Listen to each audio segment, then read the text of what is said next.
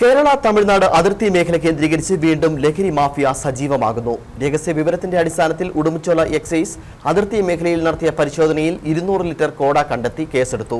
മുമ്പ് ചാരായ മാഫിയയുടെ കേന്ദ്രമായിരുന്ന പ്രദേശങ്ങളിൽ വരും ദിവസങ്ങളിലും പരിശോധന കർശനമാക്കുവാനാണ് എക്സൈസ് നീക്കം. കൊച്ചറപ്പാലം ഭാഗത്ത് ആലഞ്ചേരിപ്പടിയിൽ നിന്നും തമിഴ്നാട് അതിർത്തി അവസാനിക്കുന്ന സ്ഥലത്തുള്ള ഇല്ലിക്കാട്ടിൽ വ്യാജവാറ്റിനായി പാകമാക്കിയ 200 ലിറ്റർ കോടയാണ് കണ്ടെടുത്തത്.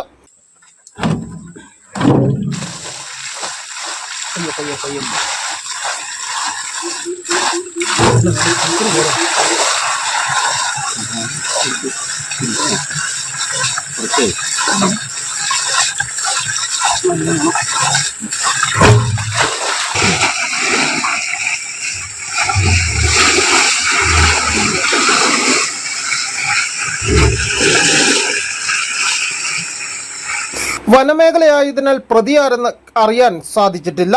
കേസ് രജിസ്റ്റർ ചെയ്ത് അന്വേഷണം ആരംഭിച്ചിട്ടുണ്ട്. രഹസ്യ വിവരം ലഭിച്ചതിനെ തുടർന്നാണ് പരിശോധന നടത്തിയത്. മുൻപും ഈ ഭാഗത്തു നിന്നും കോടയും ചാരായവും കണ്ടെടുത്തിട്ടുള്ളതാണ്. വനമേഖലയിൽ വ്യാജവാറ്റ് നടക്കുവാൻ സാധ്യതയുള്ള ഭാഗങ്ങളിൽ വരും ദിവസങ്ങളിലും പരിശോധന ഊർജിതമാക്കും.